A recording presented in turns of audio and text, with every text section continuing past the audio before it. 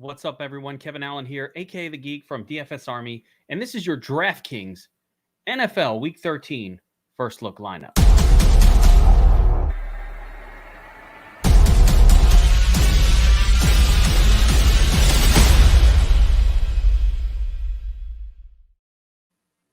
All right, we are back, and I'm taking a look at the Draftkings Week 13 main slate of games. Week 12 was interesting, but again, the pattern continues of low-scoring games in the NFL.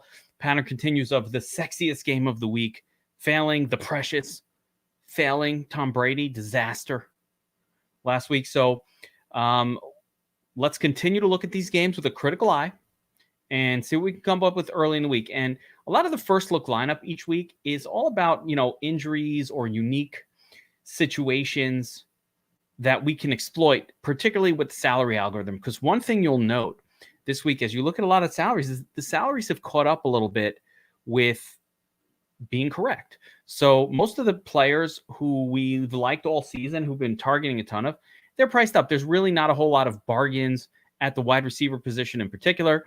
So we're going to have to figure that part out with the first look. There are some running back situations that we're monitoring right now, and there's no clarity. The first one is Darrell Henderson, maybe hurt, maybe out, maybe in, not sure.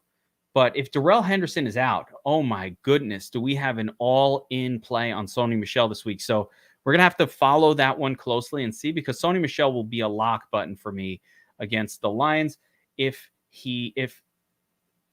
Henderson is out. Another one I'm looking at, Miles Sanders. He might be injured. If Sanders is out, Jordan Howard was hurt last week, we might get a situation where we can actually play Boston Scott against the Jets, the lowly, sad, pathetic New York Jets. So that would be an interesting situation if it presents itself for cheap salary.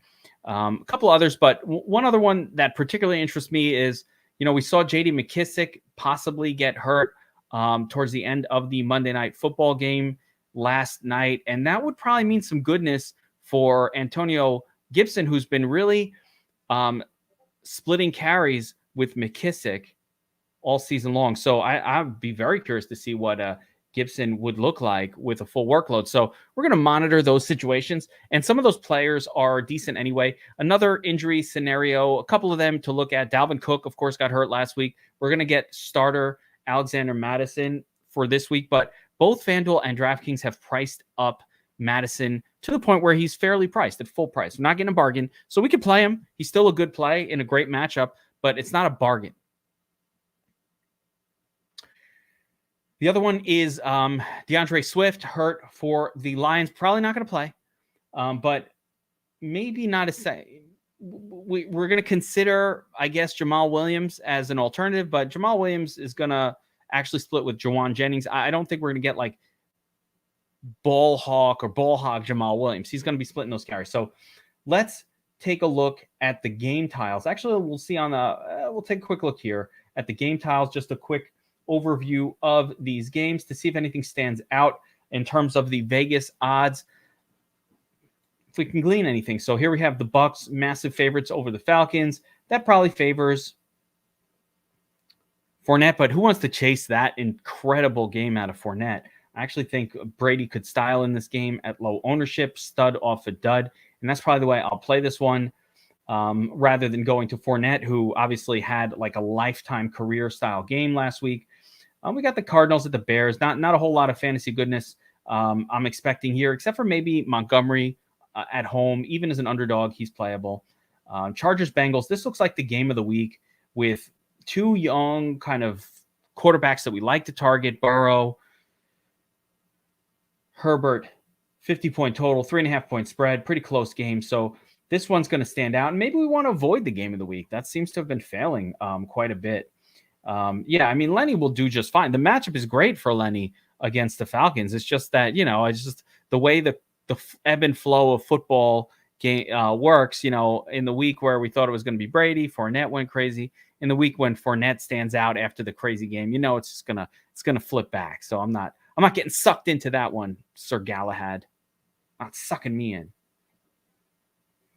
Giants, Dolphins, scary game. Giants might be without Daniel Jones, so we might want to target Dolphins defense against Mike Glennon? Might be. Let's keep an eye on how much the Dolphins defense costs. Eagles, Jets. I got nothing. Boston Scott, maybe, if Sanders is out. Running back for the Eagles. Eagles defense, right? Colts, Texans.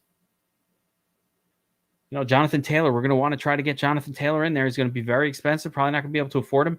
But here we go. Swaggy P likes Washington against the Raiders. Let's see that one coming up next. So, there you go. Second best game according to the odds for DFS purposes. Probably this WFT Raiders game. I never like playing the Raiders. It's really hard to pick through their pieces. But one guy who I'm very interested in on the Raiders is the island of Foster Moreau. With the loss of potentially Waller, Moreau stands out, 2,600. We're going to need a cheap tight end this week. On the Raiders side, on the Washington side, Logan Thomas looks pretty good. We'll see how much he costs, what the salary is. But he looked pretty good on Monday night. Jaguars, Rams. This is a Rams, onslaught coming up. And again, I'm just watching to see if Sony Michel is going to be our bargain play. Yeah, I mean, Carr, Renfro, Moreau. Yeah. I'm down with all that. I like the stack. I'm not big on, Renfro normally, but yeah, I like the stack. I like it. Ravens, Steelers.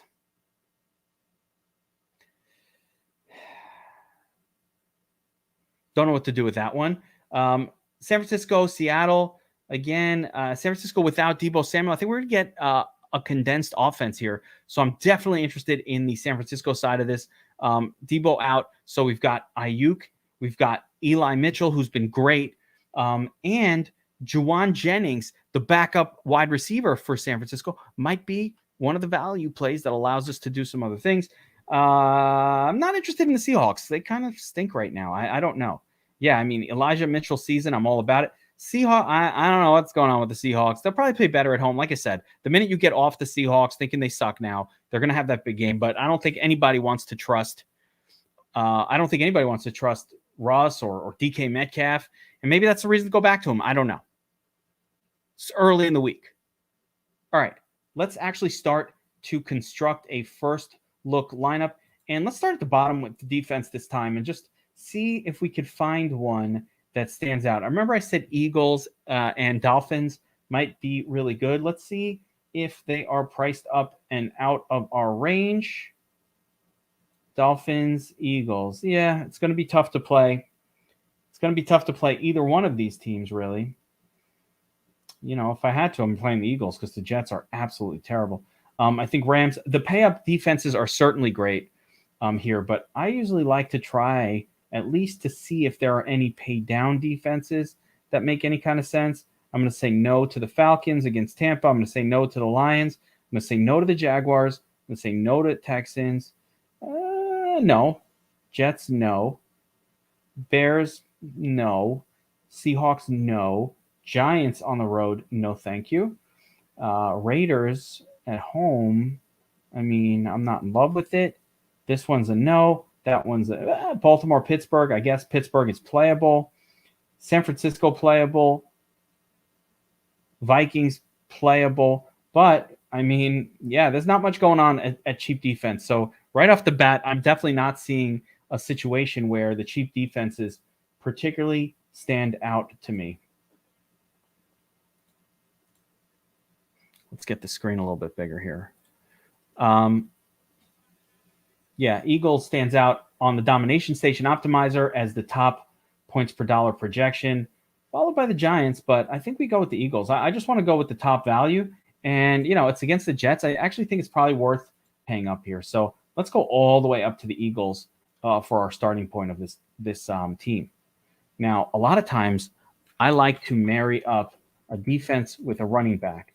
And can we just imagine that maybe Miles Sanders is going to be out? If that happens, let's take a look at the Miles Sanders news. Heading in the right direction. I'd much rather him be out. Can we trust him? I'm going to say no. So we're going to keep an eye on Miles Sanders, but let's go with some of the plays that we talked about. Elijah Mitchell is in too good of a spot to ignore. So let's start to plug in some running backs that we like. 32nd ranked Seattle defense. I mean, what more can you ask for? Just to go through the running back position group a little bit here in general. I mean, I love Jonathan Taylor in this matchup. How could you not? How could you not? But the price point's a little restrictive here. Austin Eckler, of course, I like Austin Eckler in this spot. It's a great spot. Same with Joe Mixon against a really lowly ranked Clippers team, Chargers team. I mean, you've got all the goodness there. Najee Harris, no.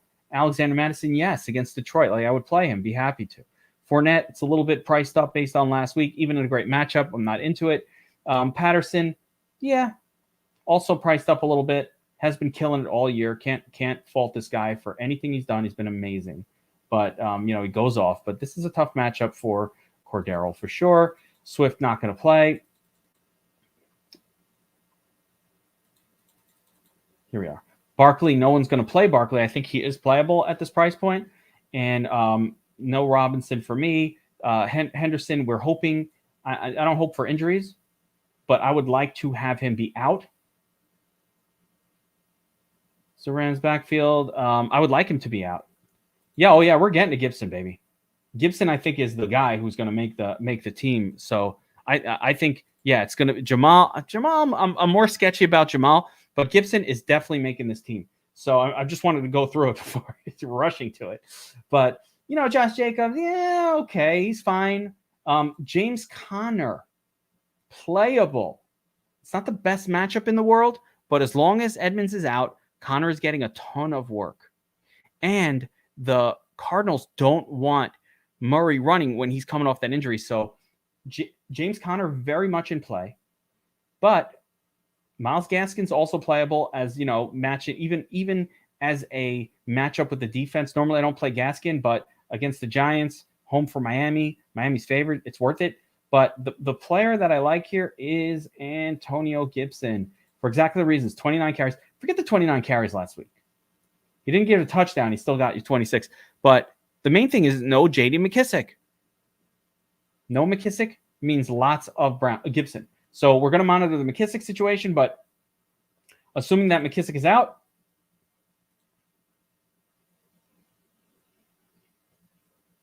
hit in the head, doesn't know the severity of the injury.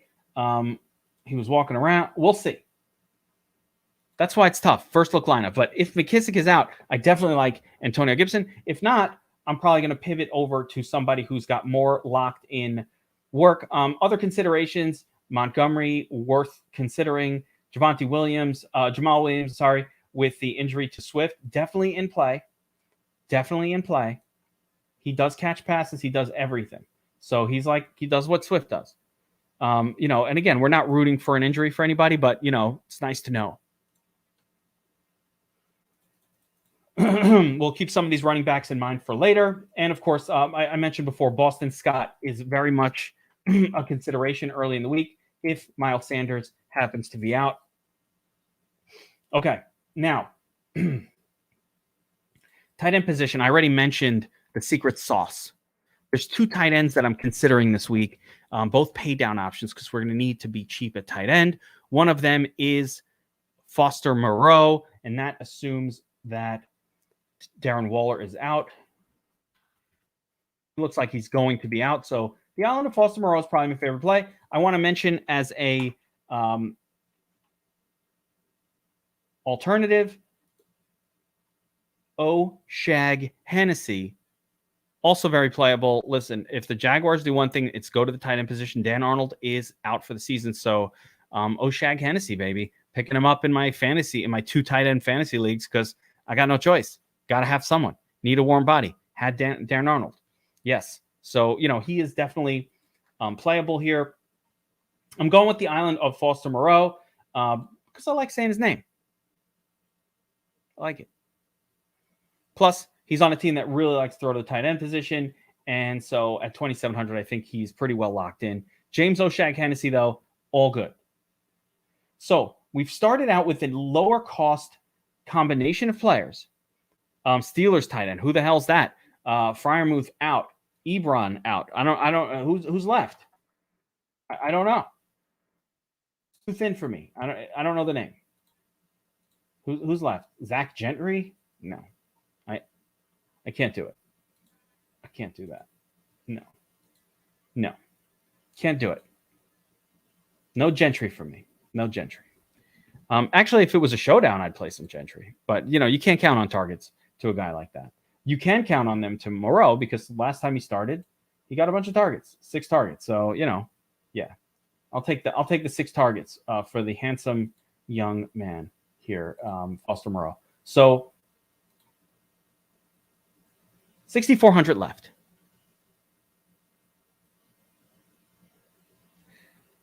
That's a nice starting point. Now you might say, hey, Kevin, why didn't you plug in, the automatic Jonathan Taylor and Austin Eckler and Joe Mixon and all these super studs you could pay up for like Alexander Madison?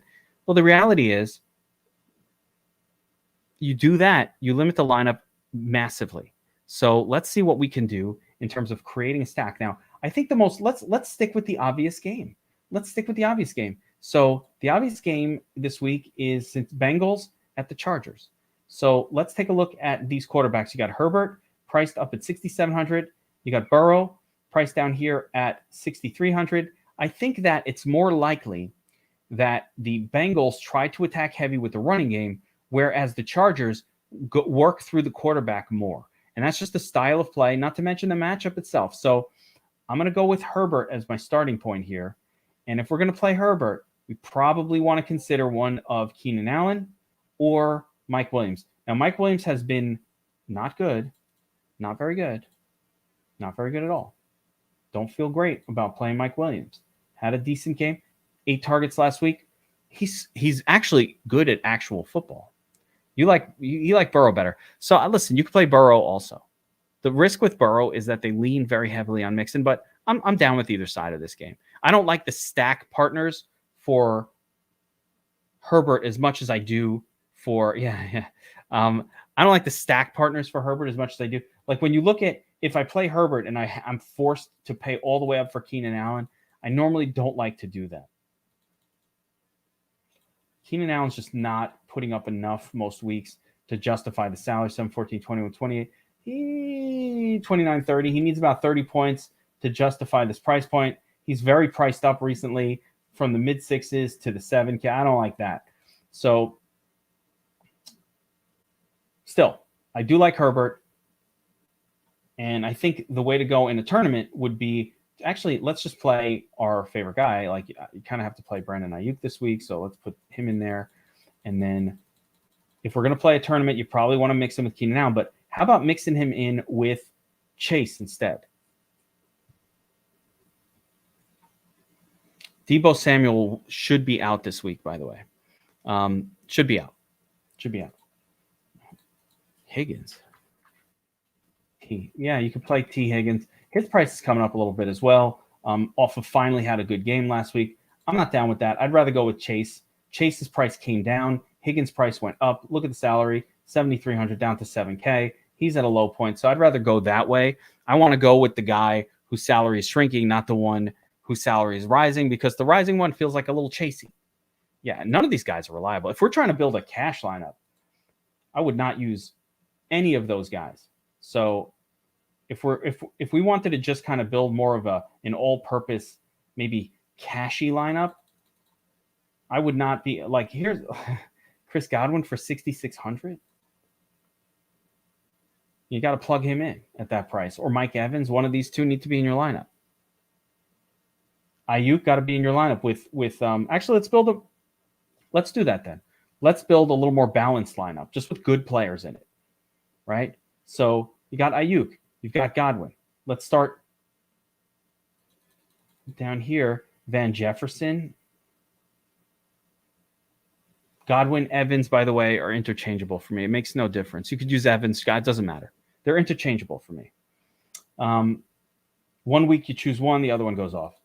So if we build a little more balanced lineup,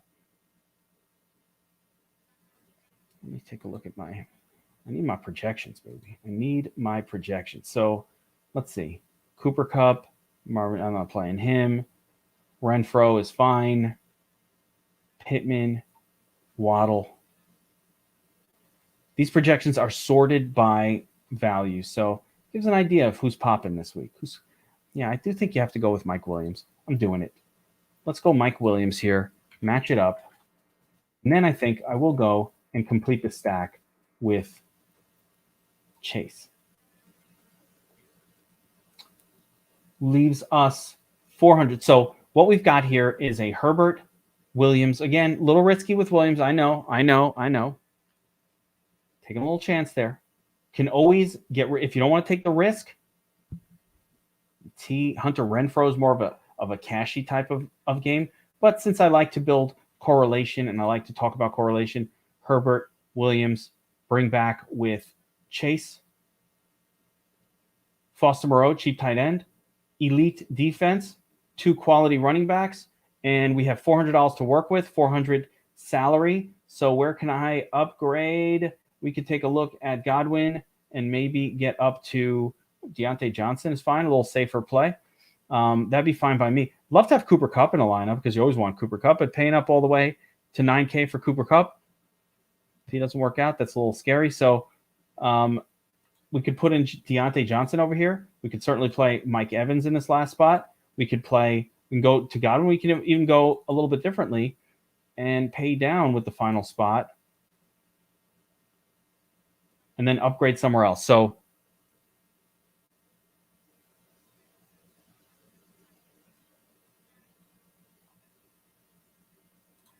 probably do something like that, or could go right back down to Godwin and say, hey, I don't want to take the chance with Williams, play naked Herbert, and throw in some other play, or maybe try to get to that mid 6K range by making I'm not sure what other adjustment I could possibly make here. How about this? You put Chase the wide receiver spot.